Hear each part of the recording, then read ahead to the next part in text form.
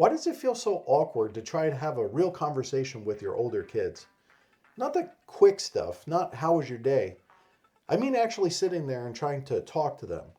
Because if you've ever tried, you know exactly what I'm talking about. Because talking to your kids when they get older becomes a little more forced every day. There's a moment where you decide that you want to be more involved, you want to connect more. You want to talk to your kids in a real meaningful way, and you sit down and you're there at the dinner table and you think, all right, this is where I'm going to try. And then nothing feels natural. Like it's being forced, like you're trying to talk to them and they're looking at you like, what are you doing? I remember doing this and then I was sitting there thinking that I needed to say something with more insight. Like I had to come up with the right reason or the right moment or the right way to start having a conversation. And the more I thought about it, the more awkward it felt. You ever notice that? The more you try, the worse it gets. And that's when it hit me. It doesn't feel forced because I'm doing something wrong. It feels forced because I'm trying to create something that used to happen naturally. When you try to manufacture a conversation, it feels awkward and fake. When your kids are younger, you don't think about talking to them. It just happens. And it happens anytime or any place, and it's raw and it's unfiltered. Like when you're at the grocery store standing in line to pay with the other customers, and one of your kids says, "Hey, why does that lady's nose look so big?"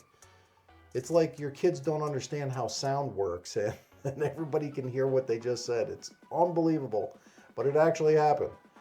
My point is that these conversations with your kids just happen without you trying. And believe me, we've had a long discussion about pointing things out in public and having respect for other people. But when your kids are really little, they don't really know any better, so you got to cut them a little bit of slack. But as they get older, things change. They don't just talk to you the same way anymore. They think a little bit more and they filter more. They keep more to themselves. And now, instead of having the conversation be automatic, it just becomes intentional. And if we want to know anything about their lives, we have to draw those conversations out of them. It's a lot more work than it used to be. And that's the shift that most fathers struggle with. Connection that used to happen naturally. And now it has to be created. Not only are we as parents trying to train our kids to hold the conversation, but we're trying to train ourselves on how to have conversations with them. And as your kids age, your conversations change. They need to be more aligned with their experiences. You can't talk to them like they're 3 years old anymore.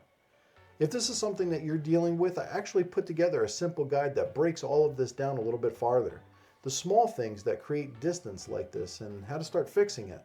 It's totally free and the link is in the description.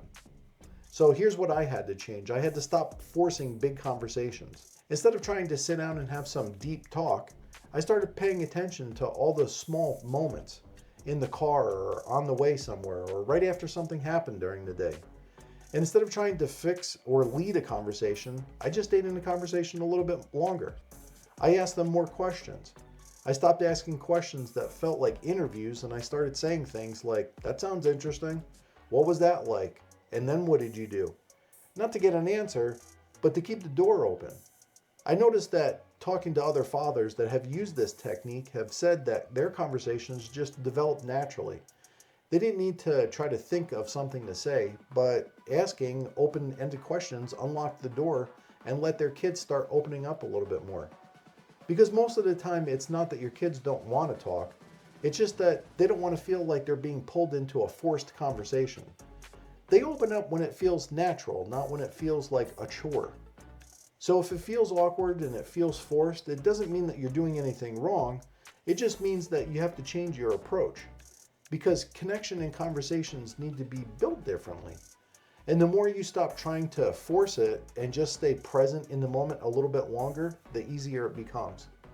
So stick with asking questions and just try it over and over. It works. Give it a try. This is the kind of content that I'm building here for men figuring this out in real time. If you saw yourself in this, drop a comment and let me know.